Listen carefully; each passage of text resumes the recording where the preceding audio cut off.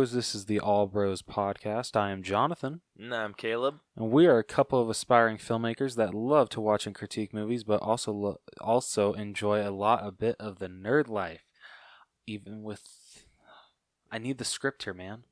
Well, too bad. Sorry. You should know it by now. On what, episode 56? Yeah, I think you're right. You think I'd know by now, but you'd be wrong. I would be wrong. Yeah. I mean, come on. Get your shit together. 3 years of drama class for nothing. Can't memorize shit. Anyway, so backtracking here, we are a couple of aspiring filmmakers that love to watch and critique movies, but we also enjoy a bit of the nerd life. And this week on the podcast, we'll be talking about some adventures in hunting. Me and Caleb have gotten some, grammar correctiveness. Caleb and I have picked up some Funko Pops recently. We're going to talk about those. We're also going to talk about our pickups for Target Con. That's going to be fun. And then Funko has announced Ad Icon cereal. And I think that actually dropped on the Funko shop today, which is March 7th. Little too expensive for my taste. Yeah, just a bit. Yeah. I think I might just go get the cereal that the ad icon. I know, right? Ad icons are portraying. I could go for a bowl of Fruit Loops right now. I can go for a bowl of Frosted Flakes. Dude, I haven't had Fruit Loops in years. Damn, I don't know if I've ever had Fruit Loops. Dude, really? I have. I am the kind of person that I think Fruit Loops are 1,000 times better than Fruity Pebbles. Really? Yeah. I don't like Fruity Pebbles. I prefer the Cocoa Pebbles. Yes, those are good. But okay, let's get back on track here. Sorry. And then we got some Blu-ray news. This week's release is Creed 2, so we'll be talking about that and the exclusives that came out with that. With Through the Wall, we got a bunch of Suicide Squad 2 news, like a bunch. Idris Elba is in talks to replace Will Smith as Deadshot. So that's kind of sad. That is sad. Yeah, it's a bit of a bummer. Yeah. Joel Kinnaman will be out of Suicide Squad 2 just because Rick Flag will not be a character in the movie.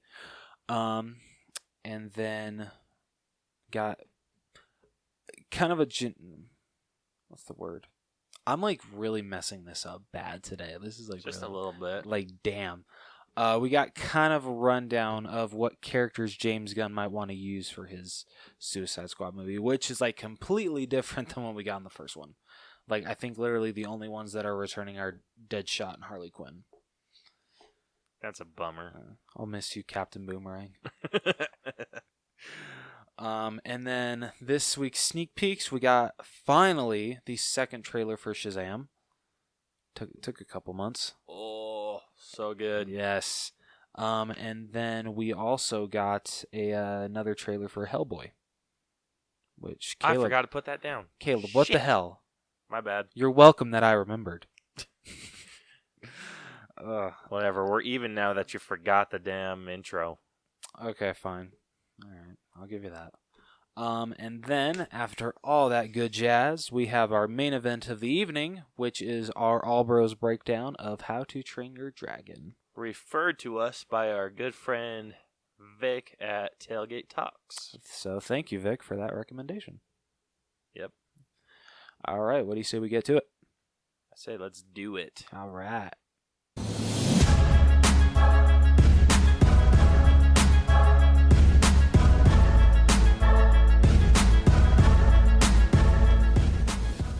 All right, so this week in Adventures in Hunting, Caleb and I I'm going to butcher this whole episode. I'm sorry, bro.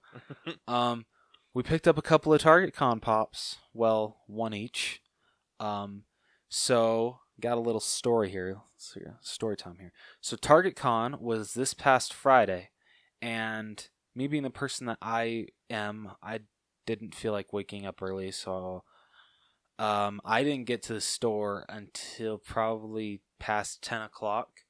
And by then, a lot of them were gone because I tried to wake up at 7 to try to get them online, but Captain Marvel and Darth Vader both sold out like that. Like, holy shit. And I think Michael Jordan did the same thing as well. That's surprising. Not really. That Michael Jordan was like the most popular. Really? Yeah, like no joke. That's weird. I know, right? What do you got against Michael Jordan? I don't know, honestly. Okay. I don't follow sports enough to be able to have an opinion.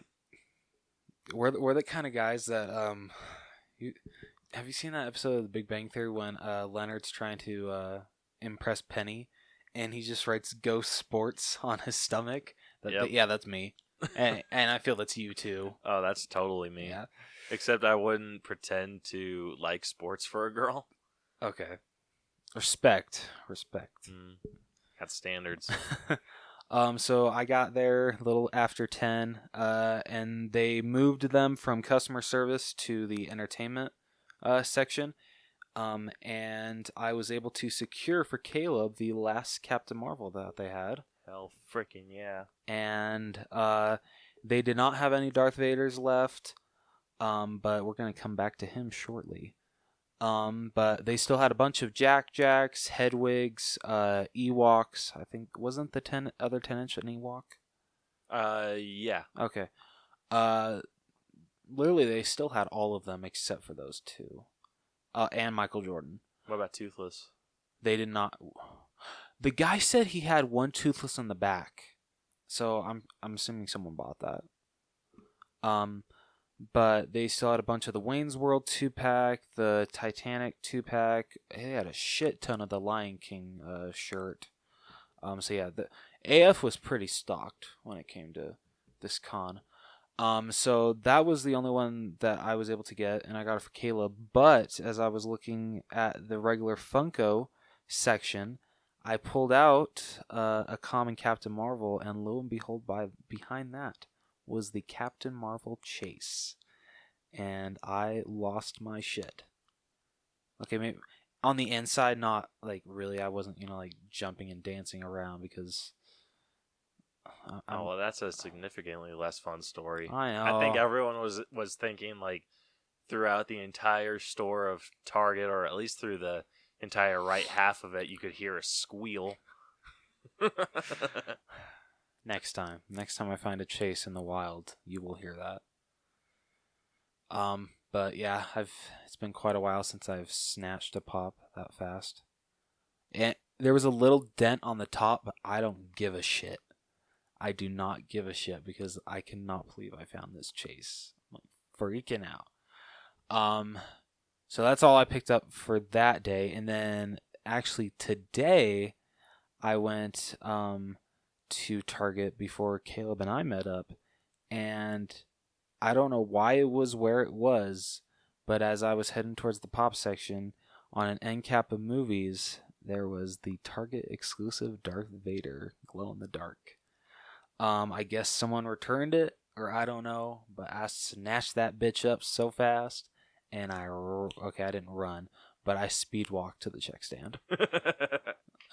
So both of us made out pretty well with what pops we wanted for this Target con, because he wanted I would have been happy. I wanted Captain Marvel, but I didn't want it as much as Caleb. So I'll maybe try to get it if the value goes down a little bit in the future.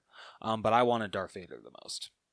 So yeah, that Darth Vader's pretty badass. Yeah, and the pictures of the glow is awesome. Yeah, so I'm really glad that I was able to secure one. Yes. Yeah.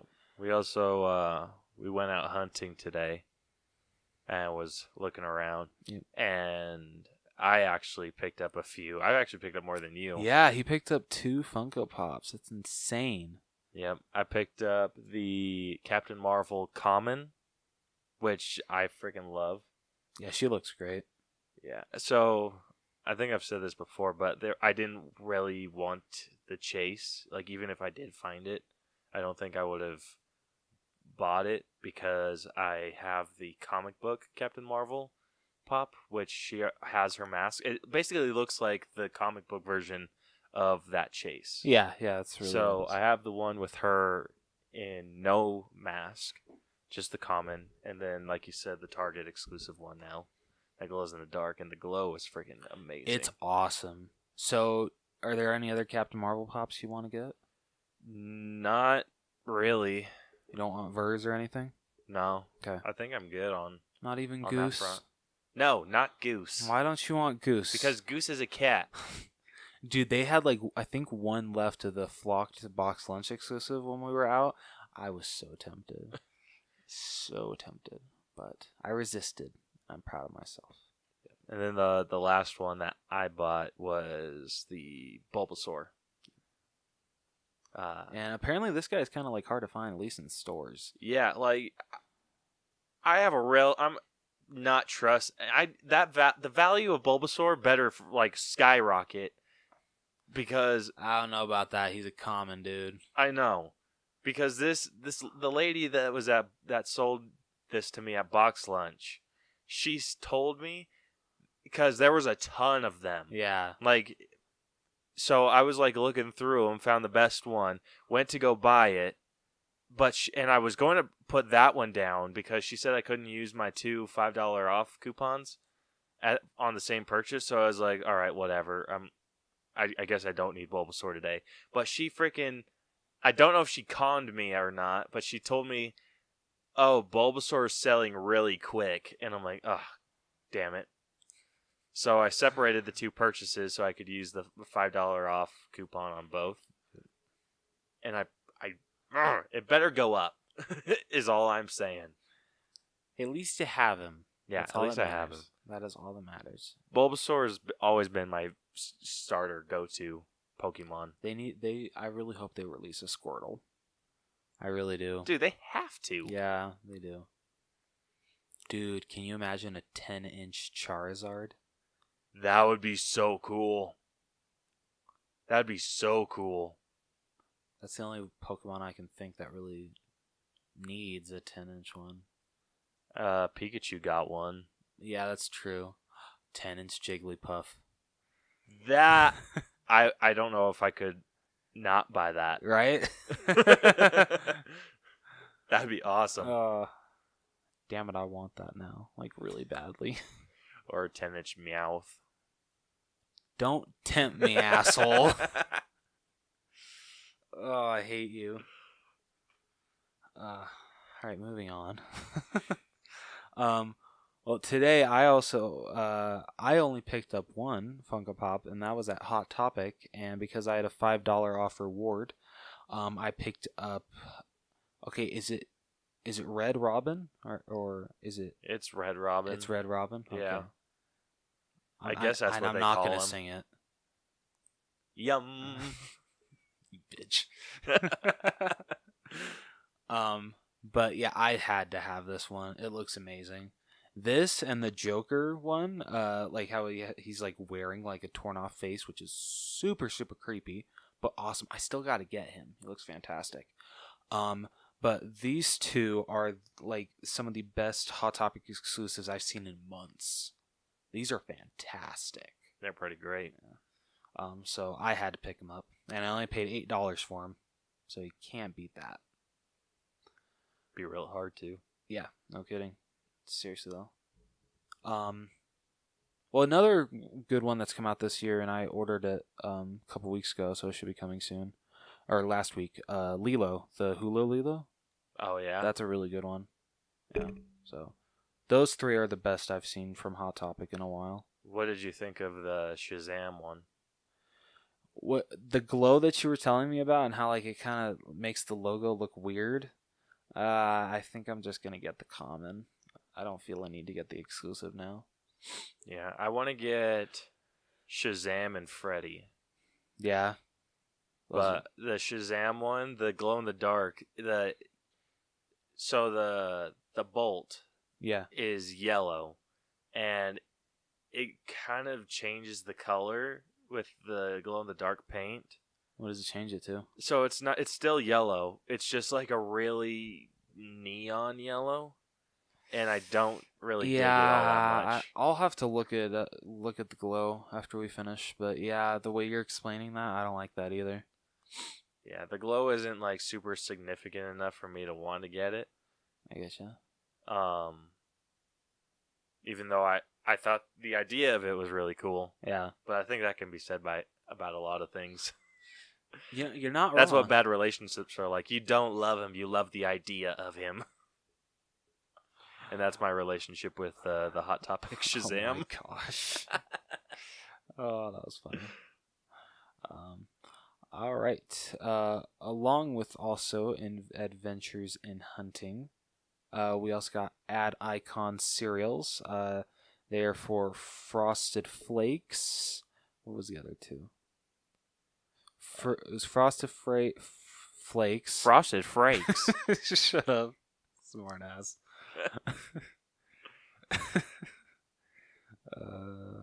Well, they're making Slimer cereal. I didn't know that. That'd be cool. I gotta eat that. I gotta try it. Okay. So Frosted Flakes, Fruit Loops, and Captain Crunch. You mean Crapton Crunch? Shut up. Gosh, you're a smart ass. Yep. So, I'm a little disappointed that they didn't just throw in the Pocket Pop into just a box of that cereal. Yeah. But it's kind of dumb. How much are they selling for? I think they're like I think a guy said like if you want them all, it's like over $100 with shipping. Are you shitting me? I think so. For shitty cereal? Hey, you don't know if it's shitty. That's true. Yeah. Can you imagine if it actually doesn't taste like Frosted Flakes? It's like you guys had one job. One job. Oh, did they sell out? Are you serious? Come on, people. You're better than that. Yeah, they're 30 apiece. Oh, bad decisions were made. Yeah, sorry, there are no products matching your search. I clicked on the link from Funko Pop Hunters. This just proves people will buy anything that Funko makes. Yep, pretty much. Oh, that's too funny. Dude, just to test that theory, they should release a pop that just says, shit, I took last Thursday. Okay, wait.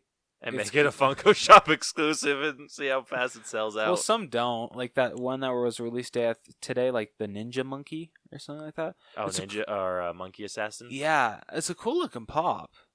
I mean, but it's not $23 cool. No, it is not $23 cool. There are very few figures that are $23 cool. The only Funko Shop exclusive coming up that I really want to get, and I just bit my tongue, is the Flocked Bullseye. I have to have that. That'd be so cool. I'm really hoping I can get that one because I don't want to pay scalper prices. Because when it comes to Funko Shop ones, they skyrocket that shit. Yeah, I bet. Yeah. All right. As well as with Adventures in Hunting, the Blu-ray that came out this week was Creed 2. I actually have not seen the first one. I saw the first one. Yeah, it was all right. I'm not a big fan of Rocky movies. Like, I appreciate that. I appreciate them for what they are, but given watching that or something else, I'm probably going to watch something else. Just between you and me, I've never seen a Rocky movie. At all? No. That's un-American. Yeah, that's fair. that is un-American. But the first Creed was pretty good. Okay. The sequel looks good. I mean, I haven't seen the first one, so I have no idea what the hell's going on. Yeah. But I think the only exclusive was the Best Buy exclusive 4K Steelbook, which is pretty cool. The front is Michael B. Jordan's character, and then on the back is Sylvester Stallone's character. And it's a black. Excuse me. So it's a black glossy finished steelbook with. I think they're both just like standing behind the two or standing in front of the two. So pretty basic, yeah, but pretty cool. It works. So sometimes basic is better, and for this steelbook, I feel, and for this movie, I think it works very well. Yeah. All right. So let's jump to. Wow, I suck this episode. Let's jump to Through the Wall. That actually would have worked if you would have said, "Let's jump through the wall." Damn it. That's true. Well, can't change the past. I ruined my own good pun. Yep. I suck. Oh, yeah. Wow. You've had a rough day talking. Yeah, I really do. Need to go cry after this episode. All right. So with Through the Wall, we got a lot of stuff about Suicide Squad 2. Like a lot. First up, Idris Elba is in talks to replace Will Smith as Deadshot. I don't know how I feel about this. I love Idris Elba as an actor, so I'm okay with it. But, I mean, I've never seen him play this kind of character, so it'll be interesting. I'm upset that he's going to DC. Yeah, okay, I can understand that. But it also makes a little bit of sense since Heimdall's dead. Spoiler alert. Whatever. If you haven't seen Infinity War by now, you're un-American. I don't know if I go that far. Rocky, I get. Okay, if you haven't seen Infinity War now, you're anti-human. Better. Much better. I like it. But I don't know. I'm interested to see how he makes this role his own. I wonder if it's just going to be like an older Deadshot. I would be down for that. That'd be very cool. That'd be way cool. But Idris Elba's got a voice that can melt freaking butter. He does. Like, it's freaking sexy. Oh, yeah. Either him or James Spader. I want them to narrate my life. Sorry, Morgan Freeman. Those two. I'm like... Actually, wait. Maybe for Idris Elba, I'm like 7% gay. Actually, I got 3 choices. Okay, so Idris Elba, oh my god, James Spader, or Josh Brolin, but Josh Brolin's voice is Thanos. For narrating your life? Yeah, narrating my life. Okay, I was like going gay for, because James Spader's not exactly a looker. Damn. He's not. Yeah, okay. Josh Brolin, though. Oh, yeah. He's Well, before we both turn gay here, let's move on. Hey, I said 7%. That's a number that I am completely happy accepting. Okay, all right, fair enough. I'd say 10%. 10? Yeah. Is that too far? It's up to you, dude. No judgment here. Okay, good. I'm sticking with it. 10%. All right. I don't know if there's really anything else to say. Not really. Considering he's like such a good actor, I'm not like scared or anything. Yeah. So, like this doesn't worry me at all. Yeah. Like I don't expect him to do worse than Will Smith. If anything, he's going to do better. Yeah, I was thinking the same thing. Yeah. I don't know. I feel Idris Elba might fit more into this part than Will Smith. We'll just have to see. Yeah. Because I think this is a very interesting change. Yes, I completely agree. And from what I understand, this movie's supposed to be completely ignore the first one. Oh, damn. But they're also calling it Suicide Squad 2, so... They better not just call it that. That would be rough. That'd be so stupid. Yeah. Well, like I said earlier, I'll miss you, Captain Boomerang. Oh my gosh. All right, the next bit of news we got with Suicide Squad 2. We got Joel Kinnaman out of Suicide Squad 2, sadly. It's very... I feel it's sad to see him go, because I actually did like his part in the first one. He didn't really get a lot to do, sadly. But I didn't hate him in what he was in. His role was a bit wasted, but he did amazing with the material he was given. Yeah, he did. So considering I don't know if I'm really sad to see the character go. I'm sad to see the actor go. Agreed. Yeah. Suicide Squad was a bit of a weird movie. It felt like it was supposed to follow Rick Flag. Yeah. But it ended up being a Deadshot Harley Quinn movie. Yeah, you're right. You're right. And it still was like trying to be like, it was kind of like a bully, being like just kind of getting in the way, where it's like everyone's supposed to be focusing on Rick Flag, and then Deadshot and Harley Quinn are like, look at me. Okay, all right, good analogy. I like it. Yeah, Rick Flag is the kid trying to blow out the candles, and Harley Quinn and Deadshot blew him out first. That's pretty much what it was. Yeah, you're right. Do you have anything else to say on that? Not really. Yeah. Sad to see a really good actor go, but I'm not sure whose decision this is, but if it's his decision to leave not do another Suicide Squad, so the reason, good on you. The reason why I think they came out and said that Rick Flag is not included at all in James Gunn's script. So that's why. That's a little disappointing, but to each his own. Yeah. All right, and then our last bit of Through the Wall news is also about Suicide Squad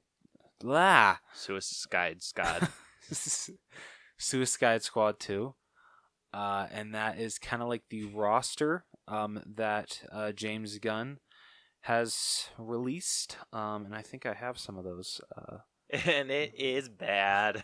It is. At least one. One was a very bad decision. But no, the first one is the biggest one that was like, really? King Shark? Yeah. So basically Killer Croc. Yeah, basically. Who else was there? All right. So, yeah, King Shark, Peacemaker. I have no idea who that is. Yeah, I'm not super familiar with my DC lore. Ratcatcher. Ooh. Wait, do you actually know who that is? No. Oh. That's just a real shitty name. And then the best one of the bunch, looks like he's planning on including Polka Dot Man. I have nothing to say. Hey, like you said earlier, at least it's not the Condiment King. Oh my gosh. Or Eraser. Or Calendar Man. Calendar Man was actually in the Arkham games. He was? He was. Oh. And he was pretty terrifying. Oh. But yeah, Condiment King and Polka Dot Man. I think I'd take Mad Hatter over those two. Mad Hatter would be way better. Or Killer Moth. Killer Moth might actually be a better pick than Polka Dot Man. Dude, knowing James Gunn with how well he is at making the underdog awesome. Yeah. I'm pretty sure Polka Dot Man's going to be the outstanding role. Yeah, probably. I could see it. Everyone's going to be like, I want to be Polka Dot Man. And every dad in the world is just going to be like, no. Yeah. I don't know how I'm going to feel about kids walking around as Polka Dot Man for Halloween. That's going to take me some getting used to. Yeah. So there is one piece of news that Caleb actually left out. And that is the social media embargo was lifted and we got our first reactions to Shazam. Oh, gosh damn it. You suck today. I know. Don't worry. Whatever, you forgot to tell me. Oh, I just can't talk today. That is very evident. Okay, here it is. Talk amongst yourselves. What? Or talk to yourself. How the hell am I supposed to do that? I don't know. You should have this shit pulled up already. I was online. I had to pull this up on Facebook. You couldn't open another tab? No. Why not? Because I'm lazy. All All right, so let's see. So a couple ones we got here. Shazam electrifies the DCEU is absolutely. Or sorry. Okay, let me start over.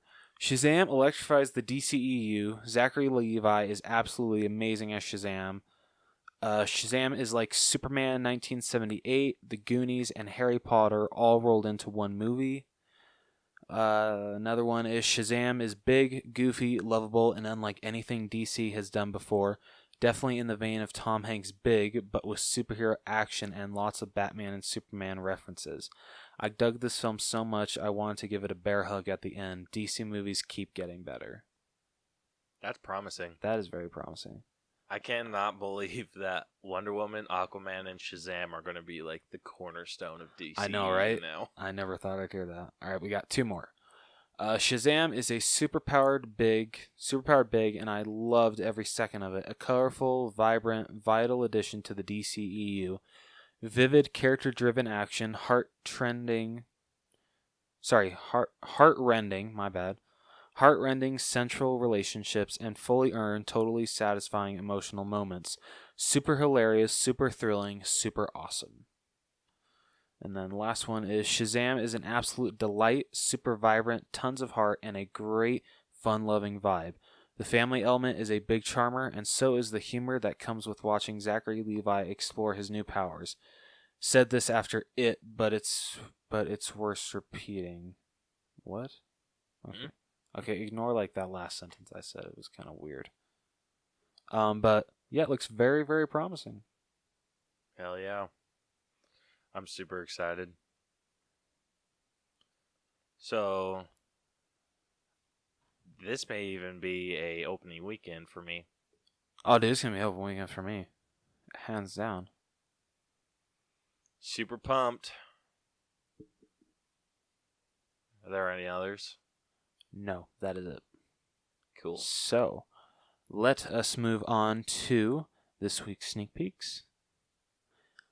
All right. So with this week's sneak peeks, we got our second trailer for Shazam, and I think it's a good trailer. Like, I really do. It gets me even pumped more for the movie. I think I like the first trailer a little more. Well, this one kind of just rehashed all the old footage. Yeah, it kind of did. It had a little bit of new stuff. Yeah, but not a whole ton. Yeah, I mean I feel the funniest part to me is when I don't know the kid's name. Billy Batson's the other foster kid he's with. Freddie. Oh, that's Freddie? Yeah. Oh shit. Oh, I didn't know that. Who do you think Freddie was? I don't know, but damn, that just spoiled the movie for me. I didn't know that was Freddie. Yeah. Oh. Well, now I kind of wish I wouldn't have asked. Well, you did, so deal with it. Well, shit. Okay. When he says, "Oh, his name's was it like Princess Glitter Sparkles or something like that?" He's like, "Wait." No, when he asked their name, he says he's Captain Sparklefingers. Oh yeah, Captain Sparklefingers.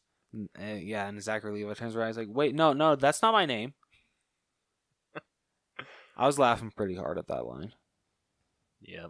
I think his name's pretty just self-evident. It's Shazam. Yeah. Like, unless he's trying not to copy the wizard that gives him his powers.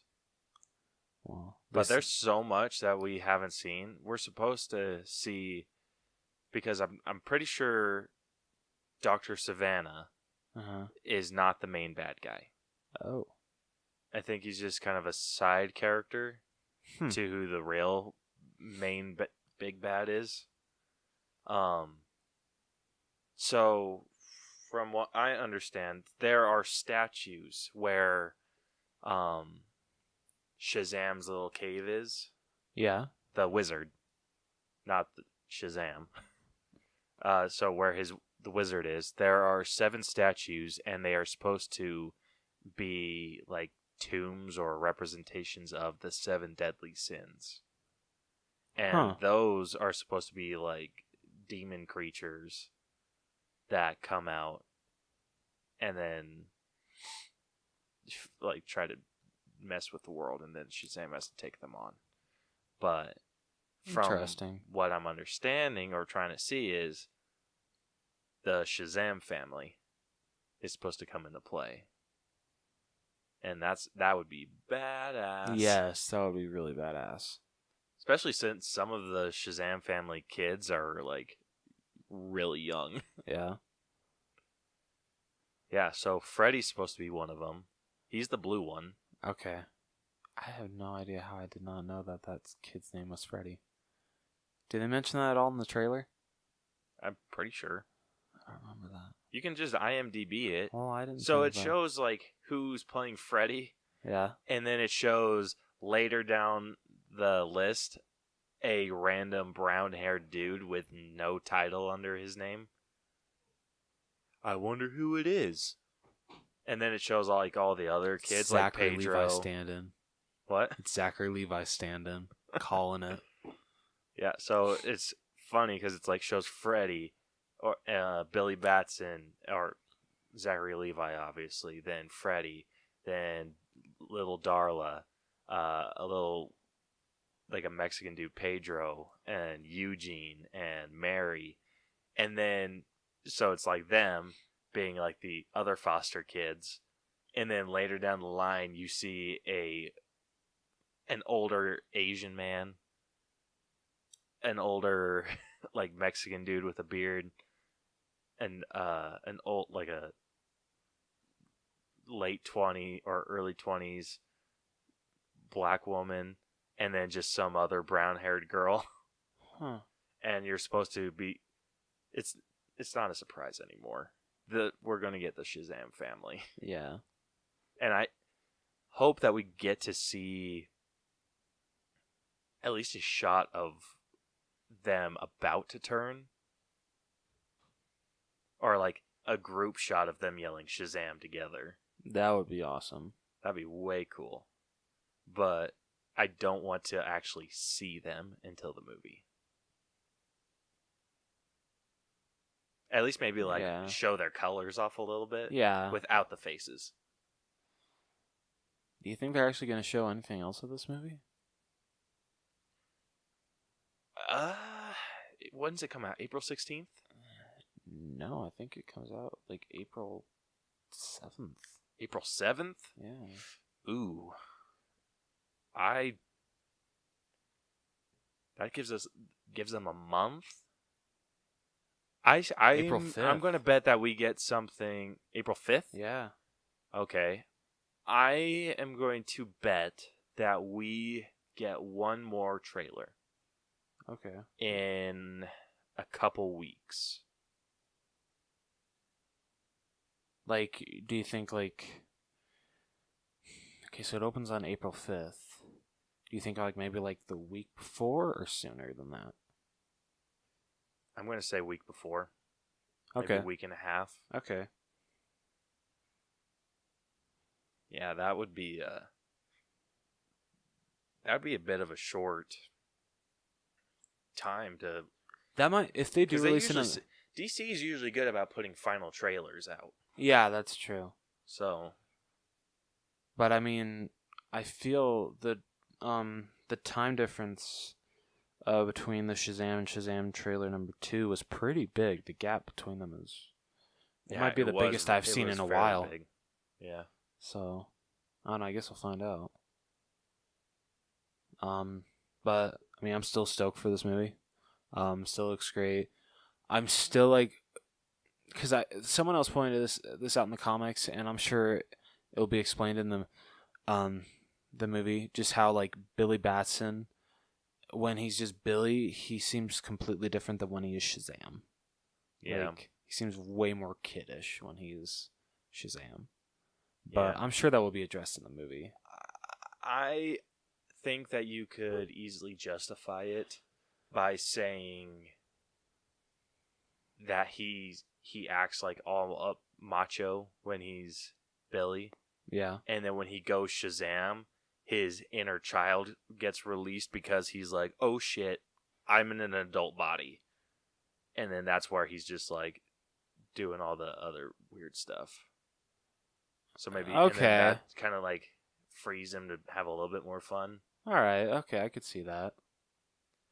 just like a really basic justification for it. But Yeah. I wonder if they will address it at all. Guess we'll find out.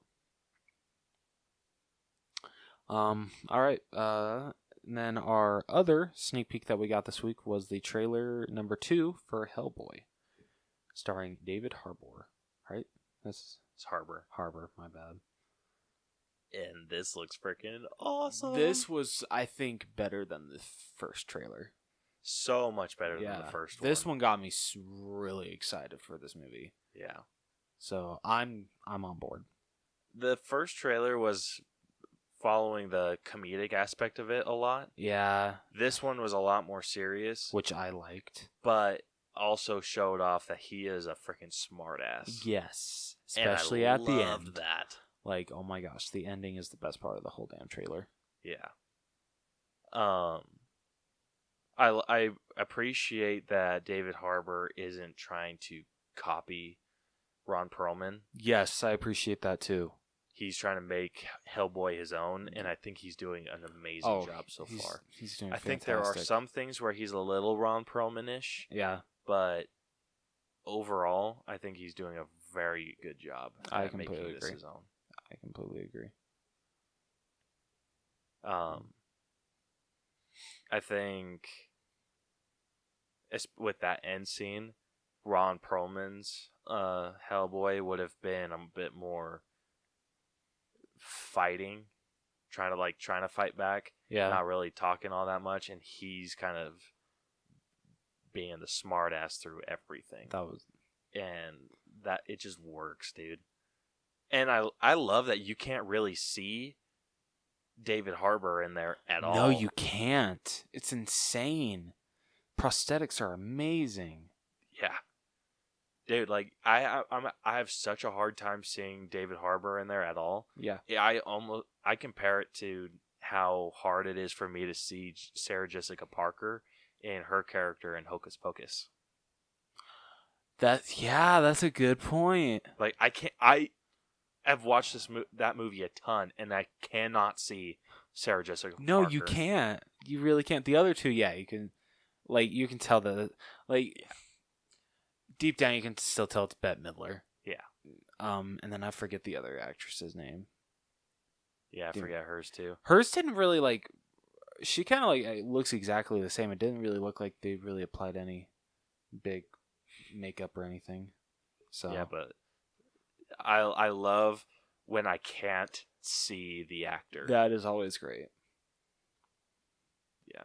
I feel that way with a lot of people, like with Chris Evans.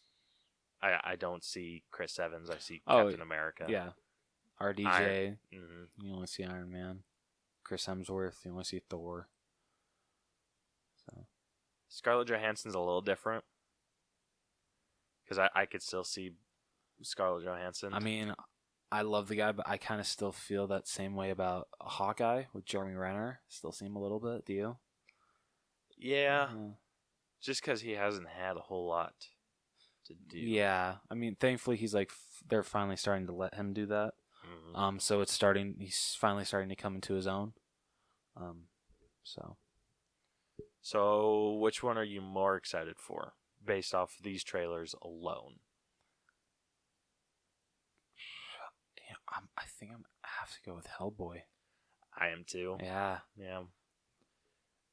Nothing against Shazam. For me, it's really close. But yes. I'm a little bit more. Just from this trailer alone, I liked Hellboy's trailer a little bit better.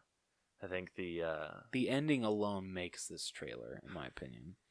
That one line, just how he's like, "Lady, it would never work. I'm a Capricorn, and you are insane." Like, loved it.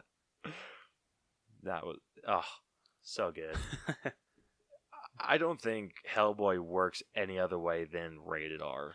No, same thing with Deadpool. Mm-hmm. You can't have these characters without cursing. Well, you can. Ron Perlman proved that you can. Okay, but I think it adds a little. It something. does. The only thing I'm afraid of with this movie is that they're going to overuse the F word. Yeah, because there are movies like I talked about with The Star Is Born that overused, and it takes away from the movie a lot. It's lazy. like come up with more like with funny shit to say. Yeah. I mean, I didn't feel that way with Star is Born. It didn't take me out of the movie at all, but I can understand where you're coming from. So. Well, cool. Yeah. All right. What do you say we jump into our main event of the evening? Hell yeah, let's do it. All right. It's time for the main event. Let's play a game. All right. So our main event of this episode will be our All Bros breakdown of the first How to Train Your Dragon movie. So, like I said in last week's episode, I had only seen this movie first, I had only seen this movie once, and that was back in the theaters when it came out in 2010, I want to say. I think it was that long ago. Damn, boy. Yeah, I know, right? So sitting down and watching it again, I literally felt like I was watching it for the first time, and movie holds up. Like, holy shit. I absolutely loved it. Like, I hate that I've only seen it one time before this, but the biggest thing that I appreciate, and I remember how amazing it was seeing this one in 3D, because the 3D alone in this movie was incredible, with all the dragons flying around. Just everything was great in 3D. But yeah, this was definitely a great movie to start this. From what you've said, because you've seen the third one, is pretty damn good trilogy.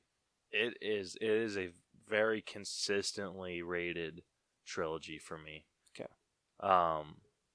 Yeah.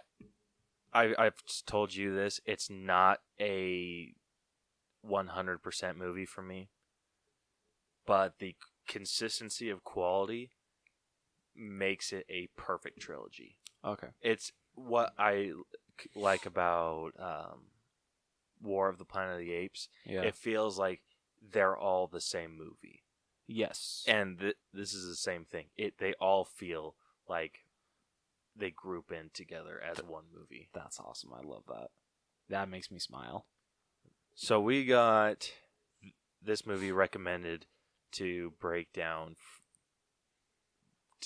for us to break down. Just by, as bad as me. I know. You're a curse. Knock it off. Sorry. So this got referred to us or recommended to us by Vic over at Tailgate Talks. We posted a question of the week about it. We just asked what their favorite parts were, or asked what the favorite parts, and Victor was actually the only one that answered our question. So, thanks, Vic. So his answer for his favorite part was he says, I love the part at the end when he saves Hiccup, and then the dad has a change of heart because they have to amputate Hiccup's leg, and then he and Toothless are happy because then they're best friends and they both match.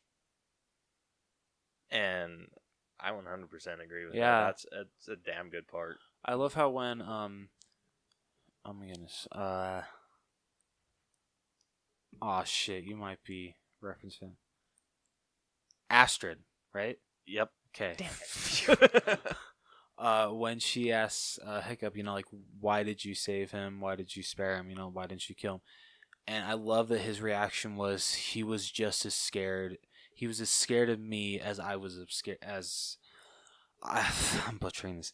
He was just as scared of me as I was of him. Did I say that right? Yeah. Okay. And I just thought that was a cool line. That, like, even though it's two completely different, it's a human and a creature, they both have the exact same feeling. And I just think that's cool that Hiccup had that exact same thing, and that's the reason why he did not kill Toothless. Yeah. There were a lot of scenes that I liked from this. My personal favorite was when they were testing out his new flight, when he could, like, fly Toothless. Oh yeah, that was awesome. I loved that whole montage of him almost losing his little cheat sheet and then figuring it out, and the the intensity of flying through those rocks was just so good. So for those of you that don't know, our new format system, and I say new because we've only done it for 4 movies so far. Our new system is we split the movie into a bunch of different categories.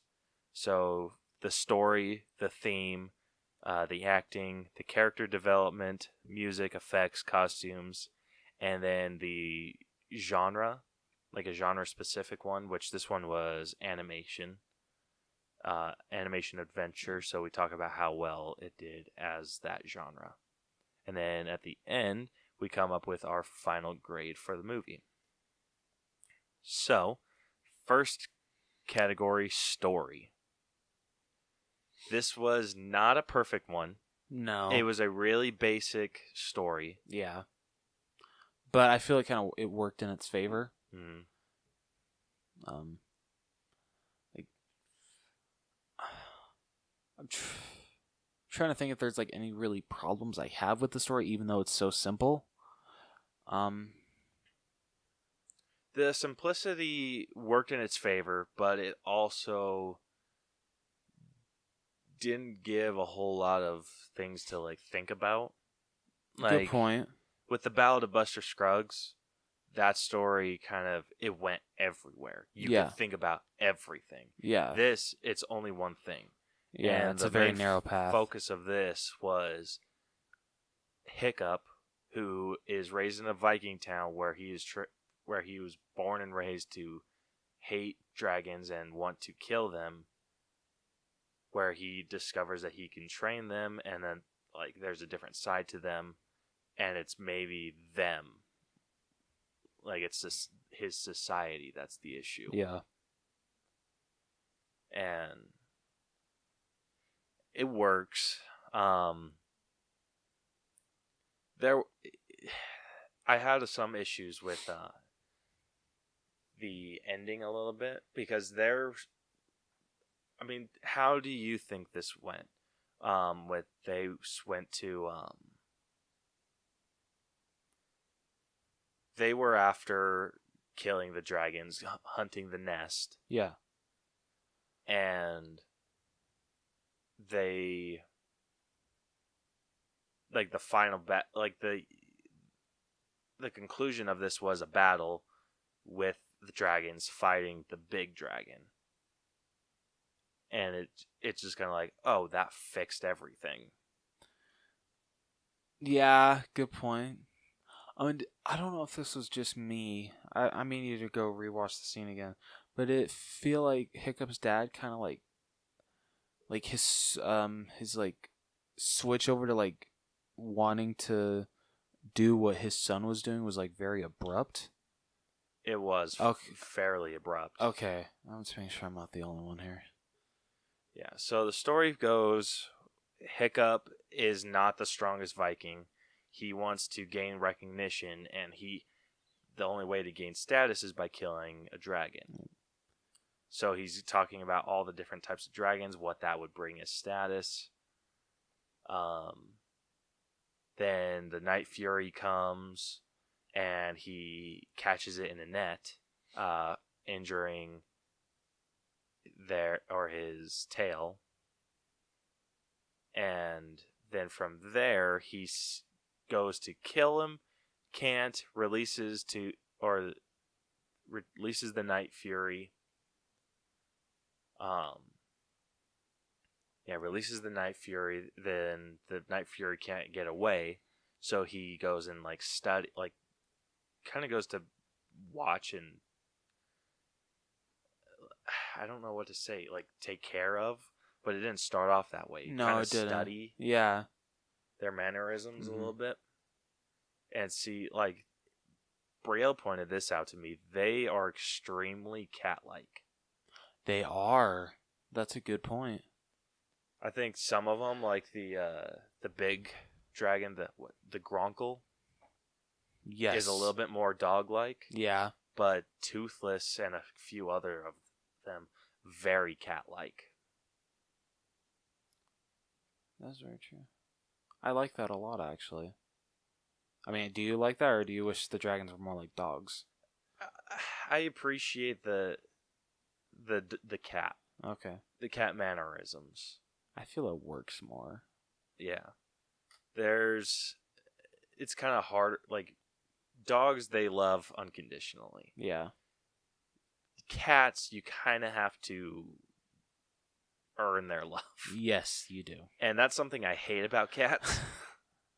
Well, tough luck. Yeah, well, I also think cats are spawns of the devil. But That's your opinion. no, it's a fact. No, it is not. No, I'm gonna post. I'm gonna post that as a poll. I'm gonna post a poll and say, are cats the devil or are cats Angels. Angels? They're angels. No, they're not. Kitties are angels. No, they're freaking Satan. No, they're so cute. I love cats so much. Oh, I know you do. yeah. Yeah. So it kind of follows that, and then he learns to train dragons or tame them a little bit.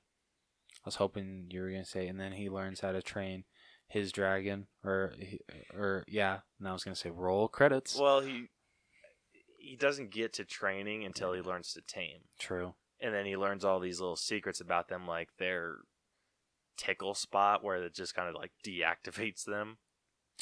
Yeah, that was interesting. And how they don't like actually, eels. Yeah, their fear of eels. And then just all these other little tricks to kind of get them to do what he wants. And I think it was pretty cool how It was. he was able to do that and use it. But I also don't think that would have been as well accepted with the training. Yeah. Okay. Good point. Because I think with his training, or with what he was doing, they were being taught to attack dragons. Yeah. And he was like doing this weird shit with their hands. He wasn't like doing anything to harm them. No. He was just calming them down to get them back in their cage. Yeah. And I think the only person that realized that that's what he was doing was his dad. Yeah. Like, even the trainer was just kind of like, oh, he's so good at this stuff. And then he's just like, what the hell? Or his dad was just like, what the hell is he doing? Like, this isn't killing dragons. Yeah, even Astrid didn't catch on until he actually introduced her to Hiccup. No, not Hiccup. Toothless. Yeah, exactly. The story was really good. It was. But I think I kind of want to give it an 80. Really? I don't think that's low. Not an 85? I don't. Oh well, okay. Okay, yeah, maybe 80 is fair. You think? Yeah. Because now that I see the Lego Movie 2 story is 80, now thinking about it, yeah, they kind of are comparable. I should have hidden that so we could have been a little bit less biased. Yeah. So I'm hiding that. Damn it. Yeah, so it wasn't a bad story. No, it's not. But there was a lot of things that were just kind of like, eh.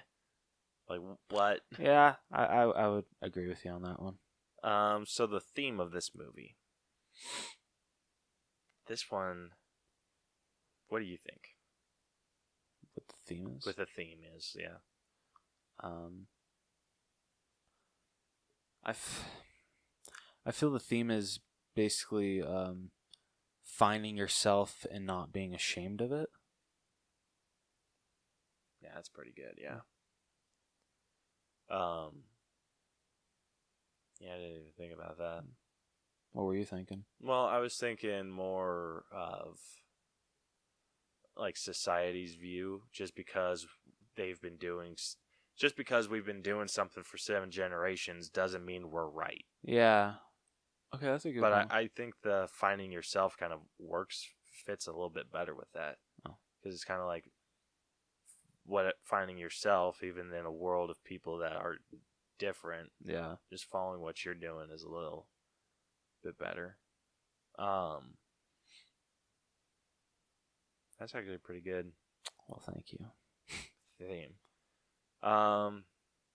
Did you have any issues with the overall theme of Not it? really. Because thinking about finding yourself, I think Hiccup has a very good story arc with that throughout the film. So what would your grade for that be? Like a 90? 90? What do you think? I think that's fair. Okay. Okay, acting. I feel it was really good across the board. I felt it was too. There were issues. So, like with the main character, so the lead actor, Jay Baruchel. yeah, there were some things with his that felt out of place. Like what? Okay, so when Astrid catches him taking fish to Toothless, Yeah. when she is like whacking on him, when she drops the axe on his chest, and he's like, "Why would you do that?" It was lines like that where I was just kind of like, "No, you'd be like suffocating, like choking on your own lungs." Yeah. Okay. Good point. And I can't like list all of the instances, but there were a few where the line just didn't fit. Yeah. Where it honestly could have just been a noise and fit better. I was pointing this out to Caleb when we were out hunting earlier. I don't know if it's maybe because he's a side character, but the character that Jonah Hill plays in the How to Train Your Dragon movies, it's hard for me to like see the character and just the voice. Whenever I hear him talk, I just see Jonah Hill. Like, it's really hard to see that voice coming out of that character. Yeah. Like, and it pains me to say that, but all I see is Jonah Hill. Yeah. One of the other main characters was the Chief, or Hiccup's dad, played by Gerard Butler. Oh yeah, he did play him. I really liked his scenes. He was very good. Do you know who plays the guy that always has to look after Hiccup, who has the peg leg? Yes. What is his name? Crap. I know he's some Irish TV host. Oh yeah. Oh okay. So he's probably someone I wouldn't know. Yeah, I forget his name. Like, I'm super bad with. I want to know his character name though. With names. But he did really good. He was one of the best parts of the movie. Yeah. Gerard Butler did really amazing at portraying emotion. Like, you could feel the love that he had for Hiccup. Even like when it came to like the emotional scene when he tells him like, "You're not my son," like that hurt. Yeah. Just proves how good of an actor he really is. Yeah, Gerard Butler's in Is it Gobber? Yeah, Gobber. Craig Ferguson plays him. That's it. Gobber, I gotta remember that. Now, what was Jonah Hill's character's name? They have such interesting Wasn't names. it like Snotlout? I think you're right. Pretty sure. I might be wrong. That might be one of the twins' names. So the twins are Tough Nut and Rough. No, you're right. Snotlout. Oh, hell yeah. Nice, dude. Hell yeah. David Tennant was in it? As who? Spitelout. Who the hell's Spitelout? I don't know. I feel you could say the same thing about a lot of these characters. That's weird. Dude, I wish... That's who played Astrid? America Ferrera? Yeah. I didn't know that. Let me see a picture of her. Because I know... I know the name. I can't put a face to the name, though. She's the main star of Superstore. Hang on one sec. Astrid was a pretty amazing character, too. Yes. Oh! Okay. Yeah. All right. So the acting from the lead was a little off. The only ones I feel had like a damn near perfect performance were Gerard Butler and shit, what was his name again? Boggy? No, the other dude. What other dude? The guy that was watching over. I thought it was Boggy. Or Bogger. Right? Yeah, but what was the actor's Sorry. name? Oh, Craig Ferguson. Craig Ferguson. Sorry, Gobber, not Bogger. Yeah. Rearrange the words a little bit. So him and Gobber were damn near flawless. Yes, I agree. Astrid was pretty good, but there was some lacking with the twins. Yeah, okay. I'll give you that. And Jonah Hill's character was just That's the only problem with that. It's just like Jonah Hill's voice is just so distinguishable that that's all I hear. Yeah. Like, I mean, you could say the same thing about Tom Hanks with Woody or Tim Allen with Buzz Lightyear, but I still see Woody and Buzz Lightyear. I don't see those actors. Well, I have a hard time putting Tom Hanks's face on himself. Because every time I hear him talk, I'm like, that's Woody. Right? Yeah, seriously. Like, even with Joan Cusack, with Jessie, like, I don't hear her. All I hear is Jessie. Mm-hmm. So, I don't know what it is. I can actually distinguish her a little bit better. But we're not talking about her. Sorry. Apologies. So, what do you think? I'm thinking 85 yeah, on acting. I would agree. Maybe? If you want to. Hopefully. There we go. Okay. Character development. And I think we should focus on Hiccup. Yeah, because that's really the only character that goes anywhere in this film. Well, and his dad. Yeah. Those really the only two. Everyone else kind of just stays where they're at. Yeah. More or less. The only thing that really changes about them is their acceptance of dragons. Yes, that's it. Which the other trainees, they were very quick to accept dragons. Yeah, they were. Like, holy shit. Oh, Hiccup knows how to train dragons? Oh, we're in. I accept him now. So Hiccup, he kind of has a self-image issue. He does. Like, he wants to be the big, strong son of the chief, but he's not. And I think near the end, he starts to accept that he's different a little bit better. Yeah. And learns how to make that his own. Which I really appreciated that. Yeah.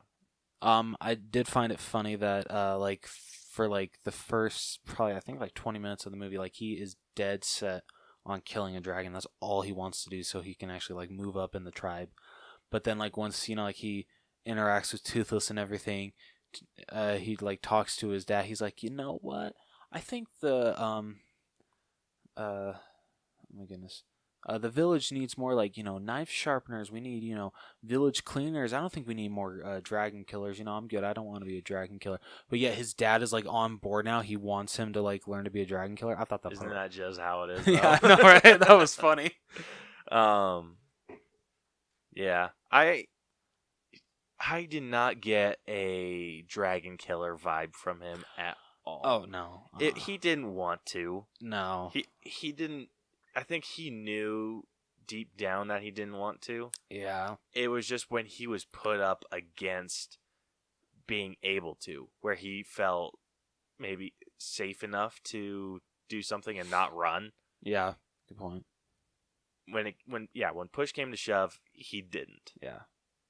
And then he's just kind of like, okay, well, I can't kill dragons, so what am I doing? Or, like, what's my purpose? And then throughout this, he finds is fairly well. Then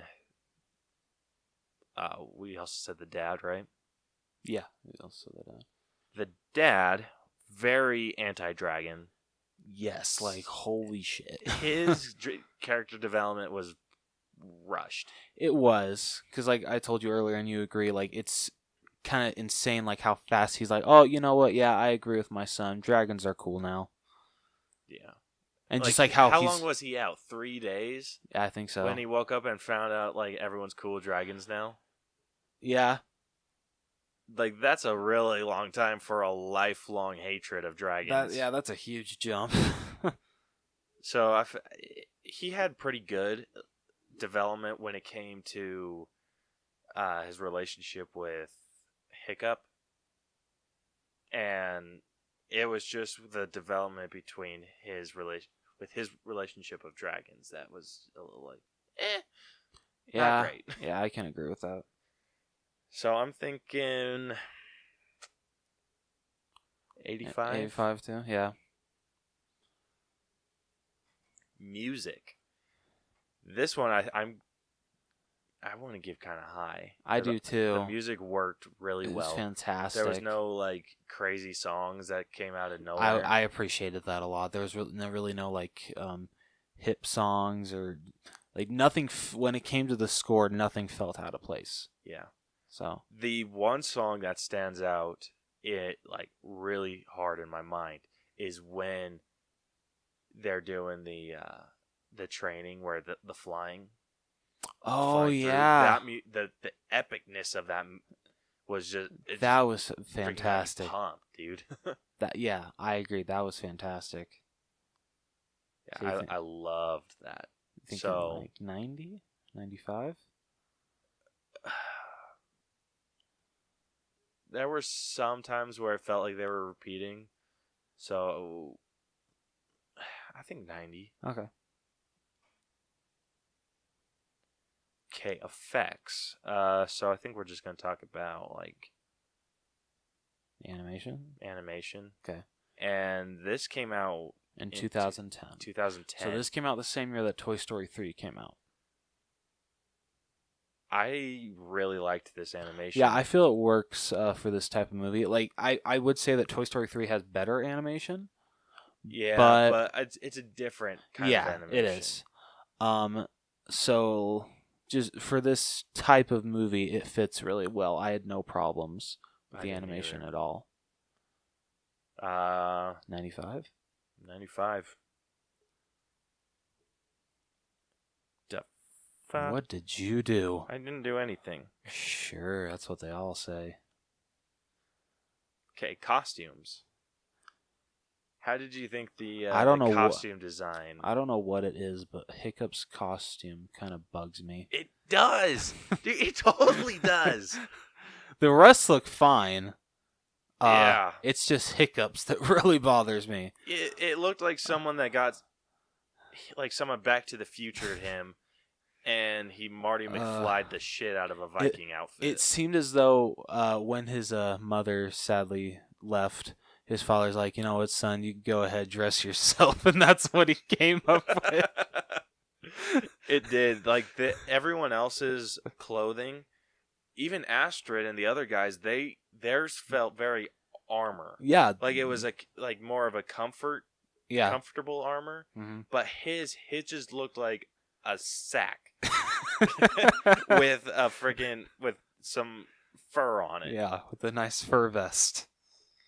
Yeah. I think his dressing gets a lot better in the other movies. Thank goodness. But yeah, this one not great on Hiccup's part, but everyone else looked amazing. Yeah, I completely agree. Like 90 or 85? I'm thinking 85 because he was such a big part in this movie. Yeah. All right.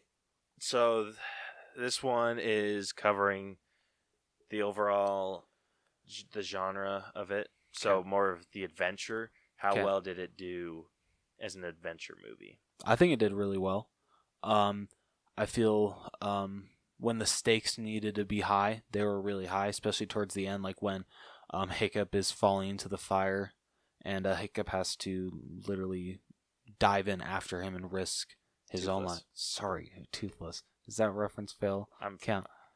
It's not a reference fail, but I'm failing you. You suck, bitch.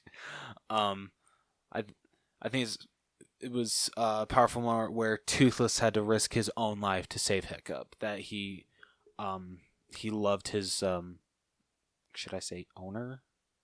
That, or what would you call Hiccup and Toothless? Trainer? Yeah, there we go. He loved his trainer that much that he'd be willing to die for him to rescue him. Yeah. I agree. The stakes in this, even though, and I hate when people, when they talk about movies and stakes, that they always say, oh, they're going to kill, like, they really expect us to believe that they're going to try and kill off the main character. Like, bullshit. That's not what it's about. Yeah, that's not the point. Yes, it's, so, like, I think a complaint I got about that was, like, in Punisher, like, that movie. Yeah. Like, Punisher almost died, but they're like, or everyone thought he died or something like that. And they're just like, oh yeah, you expect us to believe that the Punisher died in a Punisher movie? That's not the point. Yeah. The point is, like, he didn't know that he wasn't going to die. Like, it's not trying to fool you. Yeah. It's supposed to be like, imagine if you were in this situation, you think this dude's dead, but he's not. If anything, it helps the character development even more. Yeah. Makes the character that much stronger. Yeah, and it's like, I'm trying to think of something that they tried doing that in, because I know there was a Marvel movie where they tried this, made us think that someone was going to die, but they didn't. So maybe like Iron Man in Avengers, they're like, oh, is he going to die? Or something like that. Like, the stakes in this movie were real. Yes. Like, it felt like things could go wrong really hard, and there was just tension throughout. Yeah. I felt tension while Hiccup was falling. Oh, I did too. Yeah, especially considering he's falling into literally a pit of fire. Yeah. Even during the training sequence too, when he fell from there, that tension trying to get back to Toothless before shit hit the fan. Yeah. And like, that felt real. But yeah, fighting that big ass dragon, that was awesome. That like, was really cool. I almost got chills watching the dragon fly up, because I'm a sucker for big images in clouds. That's fair. I can understand that. Like, I loved that creature in the Upside Down in Stranger Things Season 2. I love that shot where it's like lightning in the background and you just see this towering figure. Isn't that how Season 2 ends? Isn't that the final shot of Season 2? I think so, yeah. Yeah, that was an awesome way to end it. Yeah. But yeah, I loved like seeing the lightning strike and then the fire, seeing the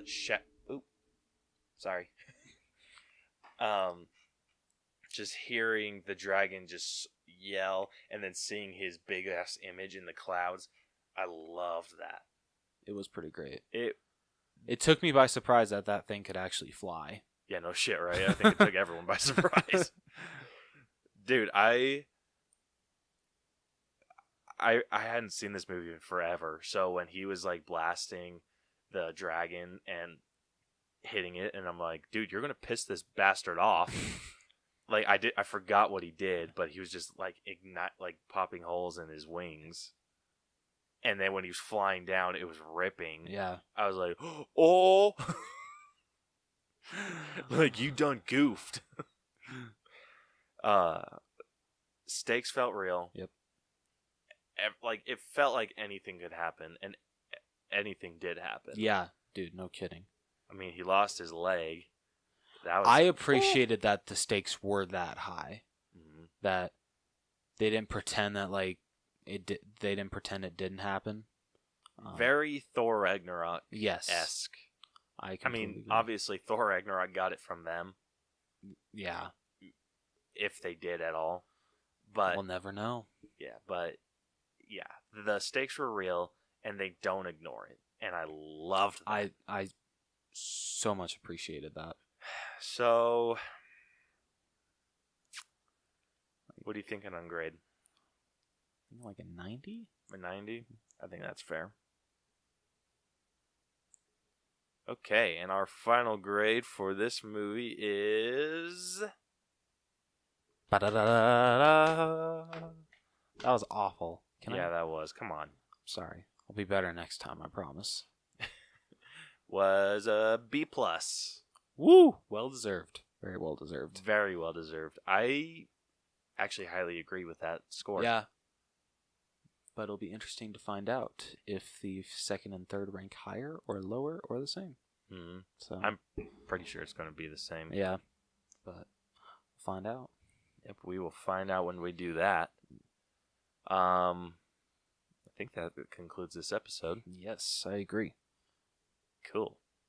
So, like we said, this concludes the How to Train Your Dragon breakdown. Final grade, B+.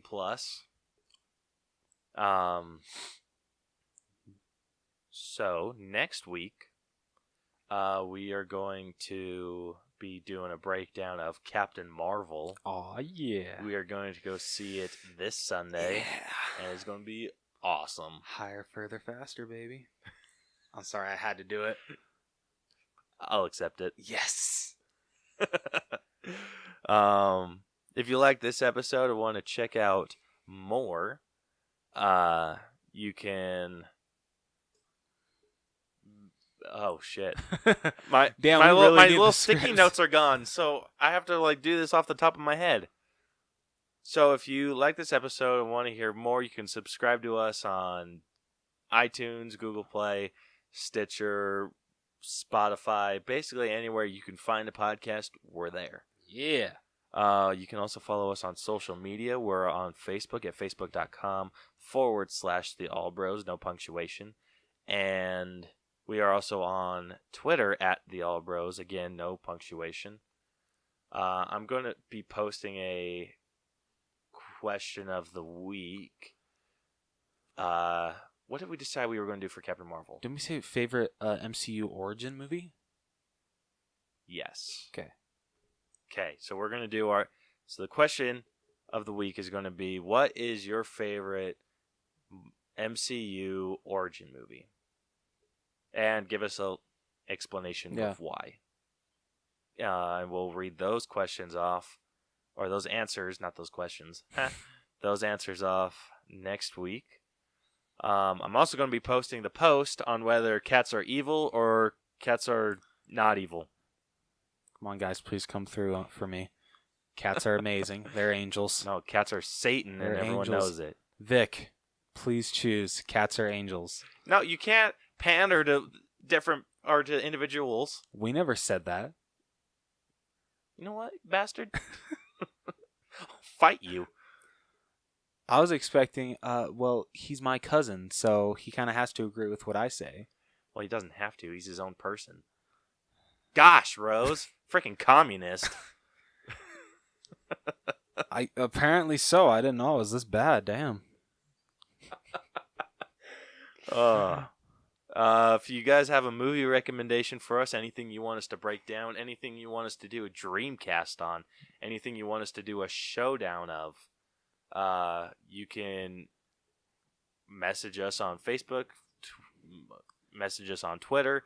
You can message us at Gmail, which is theallbroschannel@gmail.com.